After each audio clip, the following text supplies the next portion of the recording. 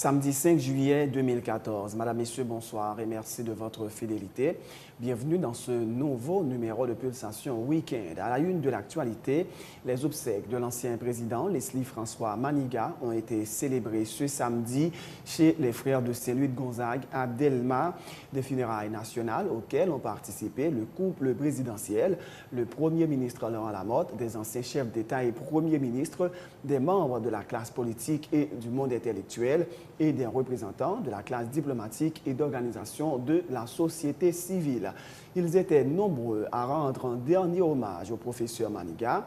Sa veuve, Myrlande Hippolyte Maniga, saluait le départ d'un homme studieux et courageux qui aimait la vie mais qui n'avait pas peur de la mort. Le secrétaire général adjoint du RDNP, Vance Beauboin, dit regretter que Leslie Maniga soit parti sans pouvoir vivre la concrétisation de son rêve de voir Haïti sortir du sous-développement chronique. Pour sa part, le président Michel Martelly a appelé les politiciens de toute tendance à poursuivre l'idéal de l'unité et d'excellence de Leslie Maniga, ajoutant que le pays a besoin de tous ses fils. À l'étranger, l'armée ukrainienne a repris Slaviansk ce samedi. Il s'agit de loin du plus important succès militaire des forces ukrainiennes depuis la reprise de l'offensive des forces gouvernementales contre les insurgés pro-russes après l'expiration du cessez-le-feu lundi dernier.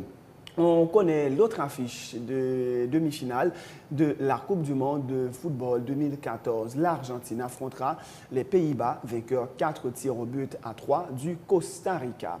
Victime d'une fracture à une vertèbre lors du match contre la Colombie, le Brésilien Neymar ne pourra pas rejouer dans ce mondial. Pour la demi-finale face à l'Allemagne, la sélection devra se passer de son capitaine Thiago Silva, suspendu après avoir écopé d'un nouveau carton jaune. Tennis, 3 ans après son sac, Petra Kvitova a décroché son deuxième titre du Grand Chelem à Wimbledon en battant Eugénie Bouchard ce samedi à Londres, 6-3, 6-0. Madame, Messieurs, restez branchés pour le développement de ces titres et de bien d'autres.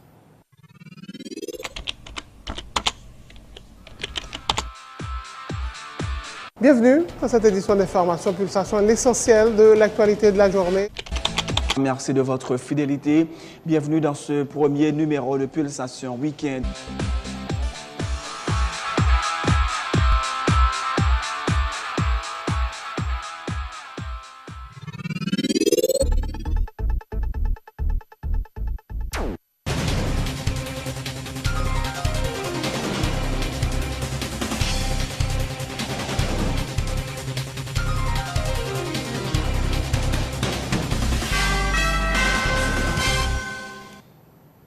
Bienvenue dans le développement du journal. Les funérailles de l'ancien président Leslie François Maniga ont été chantées ce samedi chez les frères de Saint-Louis de Gonzague à Delma.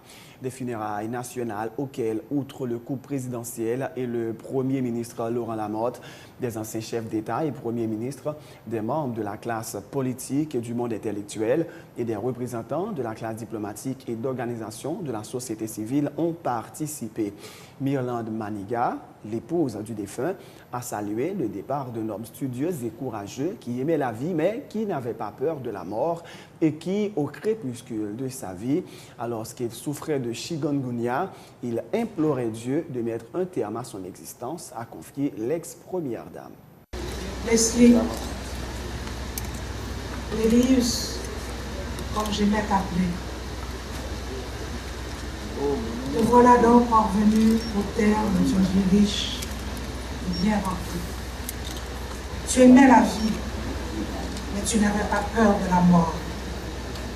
Et dans les derniers moments, accablé par la maladie, tu implorais Dieu de manière pathétique de mettre fin à ton existence. Je sentais que la fin approchait et je constatais impuissant la détérioration de ton état. Tu as été toi aussi victime du terrible chikungunya qui a achevé de décimer ton état déjà fragilisé. Leslie, tu as certainement senti cette rafraîchissante ondée de sympathie, de respect, ces regrets qui s'expriment à l'occasion de ton départ, ces manifestations venues de tous les milieux, les plus humbles aux plus éminents. Leslie, on n'entendra plus ton tonitruant « Soyons sérieux » qui a fait école. Ce sérieux qui caractérisait ta vie et tes œuvres, éclairé toutefois par un puissant goût de la vie, car le professeur austère était aussi un homme qui savait rire, plaisanter, il aimait danser et me reprochait souvent de ne pas l'accompagner. Est venu le moment fatidique de la séparation définitive. Tu es parti avant moi. Tu me taquinais souvent à ce sujet en disant que tu diras à Saint-Pierre de me réserver une petite place auprès de toi au paradis. Lorsque viendra ce moment, on allongera mon corps près du tien, et ces deux enveloppes charnelles ne se rejoindront pas, mais nos âmes, si. Au moment du dernier monologue et ceux ici présents, nous pardonnerons cette intimité, la dernière intimité que j'ai réservée avec toi. Au moment donc de nous séparer définitivement, je te dis tout simplement, adieu mon amour. Avec le départ de Leslie Maniga, le pays a perdu un Haïtien authentique, un de ses modèles en voie de disparition et qui, même dans sa mort, marque l'histoire d'Haïti en rassemblant autour de sa dépouille l'ensemble de la classe politique, a fait remarquer le président Michel Martelly. Le chef de l'État dit souhaiter que les politiciens de toute tendance comprennent que le pays a besoin de tous ses fils et saisissent l'opportunité de poursuivre l'idéal de l'unité et d'excellence de Leslie François Maniga. Le pays a perdu un Haïtien authentique. Le pays a perdu un de ses modèles en voie de disparition. Le pays a perdu un grand homme. Même dans sa mort, le professeur Maniga marque l'histoire de notre pays. Car autour de sa dépouille, il réunit toutes les tendances et les appartenances. Ce faisant, il nous lance un message clair, sans ambiguïté. Le pays a besoin de tous ses enfants. Il s'agit désormais de poursuivre l'idéal Maniga, l'idéal de l'unité, l'idéal de l'excellence. L'histoire nous jugera sur notre capacité à faire fi de nos divergences et de nous retrouver comme les dignes héritiers de ceux qui nous ont devancés, de ceux qui ont écrit en lettres indélébiles l'histoire de notre pays, tel un Anténor Firmin, un Jean Price-Mars, un Émile Saint-Lô, un Leslie François Saint-Roch Maniga. Nous ne sommes pas obligés d'accord sur toute bagaille. Mais en même temps, il est tout aussi vrai que génération qui vient pour venir, vient pour juger nous, sous capacité nous. Capacité pour n'oublier différences idéologiques nous. Capacité pour n'oublier appartenance nous, pour nous rassembler en frais accès à chaque fois que le pays a besoin de ça. Capacité nous gagner pour nous reconnaître valeur l'autre là, accepter tant d'elle, même si nous ne sommes pas d'accord avec elle. L'amour, professeur Maniga, a quitté un grand vide en dedans classe politique là, dans la vie intellectuelle pays noir. Mais Zevli a poursuivi. Et pendant longtemps, ça a venu derrière, gagner pour profiter de Zev Sayo. Le président Maniga était un personnage exceptionnel et dont la vie était marquée par la constance, la passion et l'exemplarité au service du bien public, a pour sa part indiqué le président du Sénat, Dieu seul, Simon Dera, le parlementaire très élogieux envers le fondateur du RDNP, a rappelé qu'il était profondément attaché à la démocratie chrétienne. La nouvelle, une fois ébruitée, une clameur s'est emparée de la figure du défunt, dont les traits ont été dégagés à coups de pinceau incisif, éclairant, spontané, étudié. Souvent fois éloigné de l'image émanée du miroir, car ce dernier ne pense pas. La densité existentielle du professeur, de l'homme politique, du bon vivant, a délié les langues, revigorer les critiques, déculper les témoignages, aggraver l'imaginaire collectif. Nul n'est resté indifférent à la saga de Maniga, du badaud itinérant au col blanc. L'ensemble des secteurs de la vie nationale, dans un élan d'extra lucidité, se sont rangés à l'évidence que Leslie François Maniga est un personnage exceptionnel, dont la vie, marquée par la constance, la passion, l'exemplarité au service du bien public, est un exploit. Cette unanimité qu'il postulait sur sa personne, sur ce qu'il représentait, il est reconnu. Non sur la forme et les moyens, mais sur son réel. Son bagage intrinsèque, sa fidélité au savoir et à l'expertise, son allégeance aux valeurs de la démocratie chrétienne, son absolue confiance en la jeunesse et à l'avenir de son pays. Et c'est avec bonheur que nous reprenons cette phrase tirée de réflexions produites à la lecture d'Homère, de Shakespeare et de Stendhal, toute la galerie des grands hommes auxquels la patrie affirme devoir, vénération et reconnaissance est marquée du sceau de l'héroïsme. Pour sa part, Evans Beauboin, le secrétaire général adjoint du RDNP, dit regretter que Leslie Maniga soit parti sans pouvoir vivre la concrétisation de son rêve de voir Haïti sortir du sous-développement chronique. Nous devons nous inspirer de son idéal pour sortir le pays du lot des États en faillite, a indiqué Dr Beauboin, qui dit voir à travers les hommages venus de l'extérieur aussi bien de l'intérieur du pays l'expression d'un réveil patriotique. L'image de Mandela me vient en tête sans tenter la moindre comparaison.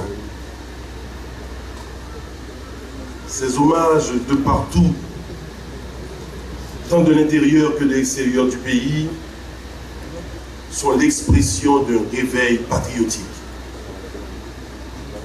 Réveil patriotique arrivé trop tard pour permettre à ce génie de concrétiser son rêve.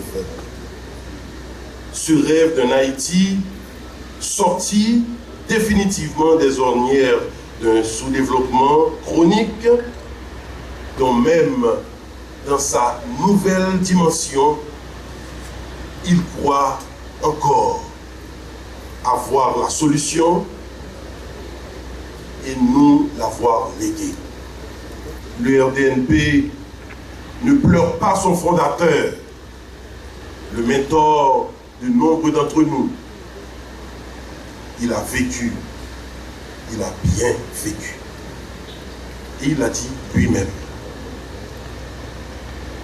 Cependant, le RDNP porte le deuil du professeur Maniga avec des sentiments de grande frustration. Le professeur est parti avec le sentiment d'un devoir insuffisamment accompli et quelques déceptions qui ont probablement facilité l'action de Chikungunya. Nous devons, nous tous, nous engager à nous battre pour sortir notre pays de la liste des États en faillite. Maniga est l'exemple. Il a travaillé toute sa vie pour un bien-être national. Tout à fait autre chose. Le syndicaliste Josué Mérilien appelle à la mobilisation pour empêcher le gouvernement de revoir à la hausse le coût de l'essence à la pompe. Si l'on en croit le coordonnateur de l'UNO, le gallon de gasoline sur le marché local pourrait bientôt passer de 200 à 275 gourdes. Pour Josué Mérilien, il s'agit d'une décision irresponsable et criminelle et dont le gouvernement semble ne pas saisir les conséquences politiques, économiques et sociales qu'elle risque d'entraîner. Josué Mérilien fait remarquer que, vu les conditions extrêmement difficiles dans lesquelles vivent une grande partie de la population, il serait très malvenu d'appliquer une telle augmentation sur un produit aussi stratégique que l'essence. Nous tendons que le gouvernement décide, annonçons une décision, où il dit qu'il va mettre 75 gouttes sur gallon de gaz. Pour nous-mêmes, au niveau de l'UNO, c'est une décision irresponsable, c'est une décision criminelle. Irresponsable parce que dans la situation, la majorité de la population est là, c'est son misère, grand goût, la vie chère. En pile de monde levé le matin, il va avoir un peu sec pour manger des petits gens. En pile de monde dans la rue, il n'y a pas de priorité. Donc on est après des actions faites dans la rue de la Réunion, etc. Donc il y a de monde qui vit dans des situations plus terribles. Et tout le pays, c'est misère. Le gouvernement a dit que l'a augmenté le prix gaz. Et la personne 15 gouttes sur le gallon de gaz. Parce que c'est un gouvernement qui n'a pas pensé, qui n'a pas réfléchi. Et à conséquences ont telle décision, conséquences politiques, conséquences économiques, conséquences sociales ont telle décision. Et ça dit sont irresponsables et sont irréfléchis. Et c'est pour ça demander rapidement pour le gouvernement reprendre pour rentrer dans le tiroir décision criminelle là qui visait toute population et faire population dans une situation qui pire raide qu'elle est là. Nous dit décision ça, nous condamnons et nous demandons à la population, toute organisation politique, organisation sociale, tous citoyens de tout pays, dans quelques pays, lever camper pour exiger que le gouvernement rentre décision tête en bas côté il va mettre 75 gouttes sous chaque gallon de gaz. Parce que nous connaissons que là, il y a un gaz là, c'est un produit stratégique. Là, il y a un gaz là, l'augmente le gaz là, coûts augmentés, et l'école augmentée, et tout produit pour la nécessité augmenté. Donc, c'est dans l'enfer. Il y a la population. Donc, ça, il est acceptable. Et comme monde, comme citoyen, nous ne pouvons pas accepter. C'est pour ça qu'il y a un appel à la mobilisation pour empêcher que le gouvernement ait une telle décision qui visait à rendre la population dans une situation qui est plus misérable, qui est pire que ça la vive là. 3 juillet 2012, 3 juillet 2014, le Conseil supérieur du pouvoir judiciaire, CSPJ, a commémoré jeudi son 2e anniversaire. Le représentant des cours d'appel au CSPJ, Max Elibert, se félicite du travail accompli dans la lutte en faveur de l'indépendance de la justice. Il déplore cependant que certains juges continuent de s'accrocher aux politiciens. Malgré tout ça dit, malgré tout parler en pile, CSPJ a avancé quand même sur bien des points. Donc moi satisfait, fier moi-même pour me faire travailler moi dans la mesure du possible. Je représente 5 cours d'appel pays, je fais effort pour ça. Je voulu faire plus, mais il y a un contexte qui peut permettre de faire tout ce que vous fait. Mettez libéré, CSPJ a mis sous pied pour te garantir notamment indépendance pouvoir judiciaire là, par rapport à l'autre pouvoir, notamment exécutif. Est-ce qu'en 2 ans, vous sentez que il y a un pile chemin qui fait dans ce sens-là? Nous pas qu'on a un pouvoir judiciaire indépendant vraiment, mais il y a un pile avancé qui fait. Aujourd'hui, les juges compétents, honnêtes, sont libérés de l'arbitraire politique. Pas de gens qui ont tel pouvoir parce qu'il paraît un juge. Parce qu'il parle candidat, il faut qu'il change de juge, par un bagage comme ça. Nomination politique n'est pas faite encore. Dans ce sens-là, la CSPJ a avancé énormément et nous, on va juger à pile moyen tout, avec des moyens que nous gagnons dans le budget nous pour faire travailler, des moyens que nous n'avons jamais gagnés, que nous baillons, et juger plus à l'aise, je dis, pour le travail. Qui ça répond à la critique qui fait connaître que de plus en plus on sentit que l'exécutif veut faire mémise sur CSPJ, notamment à travers le président. Tout pouvoir passé, toujours une tendance. C'est pas si pouvoir ça gagne, c'est pas un bagage qui est étrange à payer ça. Mais en même temps, il y a un pile juge réfractaire qui ne se laisse pas faire, Il y a des juges qui naissent, eux-mêmes indépendants, ils ont toujours été indépendants. Il y a un juge, tout, malgré toute considération bali, pour exercer fonction avec toute indépendance, qui préférait à l'ambassade politicien. Et même profiter me dit politicien, non. Il est plus bon que encourager juge de caractère, juge qui a campé la tête haute. Donc comme ça, si demain on a un problème avec la justice, et donc on a une chance avec juge qui toujours campé la tête haute.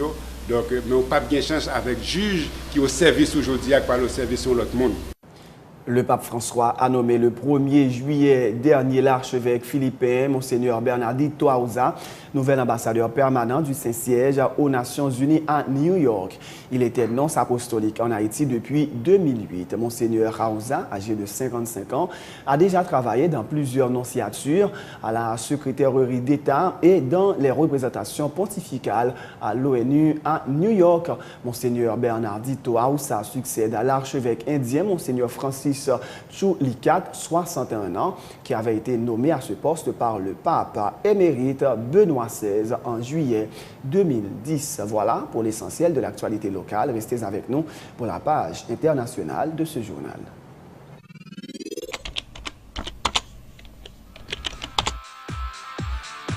Bienvenue dans cette édition d'Information Pulsation, l'essentiel de l'actualité de la journée.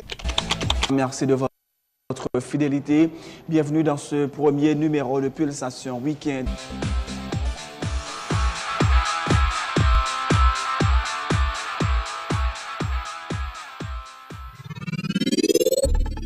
C'est la fin de ce journal. Merci de l'avoir suivi. Mais juste avant de vous quitter, voici le rappel des titres. Les obsèques de l'ancien président, Leslie François Maniga, ont été célébrées ce samedi chez les frères de Saint-Louis de Gonzague à Delma. Des funérailles nationales auxquelles ont participé le couple présidentiel, le Premier ministre Laurent Lamotte, des anciens chefs d'État et Premiers ministres, des membres de la classe politique et du monde intellectuel et des représentants de la classe diplomatique et d'organisation de la société civile. Ils étaient nombreux à rendre un dernier hommage au professeur Maniga. Sa veuve, Myrlande, a salué le départ d'un homme studieux et courageux qui aimait la vie mais qui n'avait pas peur de la mort. Le secrétaire général adjoint du RDNP, Evans Beauboin, dit regretter que Leslie Maniga soit parti sans pouvoir vivre la concrétisation de son rêve de voir Haïti sortir du sous-développement chronique. Pour sa part, le président Michel Martelly a appelé les politiciens de toute tendance à poursuivre l'idéal de l'unité et d'excellence de Leslie Maniga, ajoutant que le pays a besoin de tous ses fils. À l'étranger, l'armée ukrainienne a repris Slaviansk ce samedi. Il s'agit de loin du plus important succès militaire des forces ukrainiennes depuis la reprise de l'offensive des forces gouvernementales contre les insurgés pro-russes après l'expiration du cessez-le-feu lundi dernier. On connaît l'autre affiche des demi-finales de la Coupe du Monde, l'Argentine qui affrontera les Pays-Bas, vainqueur 4 tirs au but à 3 du Costa Rica. Victime d'une fracture à une vertèbre lors du match contre la Colombie, le Brésilien Neymar ne pourra pas rejouer dans ce mondial.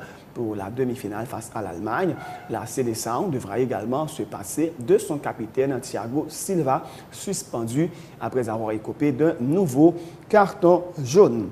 En tennis, 3 ans après son sacre, Petra Kvitova a décroché son deuxième titre du Grand Chelem à Wimbledon en battant Eugénie Bouchard ce samedi à Londres 6-3, 6-0. C'est la fin de ce journal. Merci de l'avoir suivi. Bonne suite de programme sur Télé Pluriel.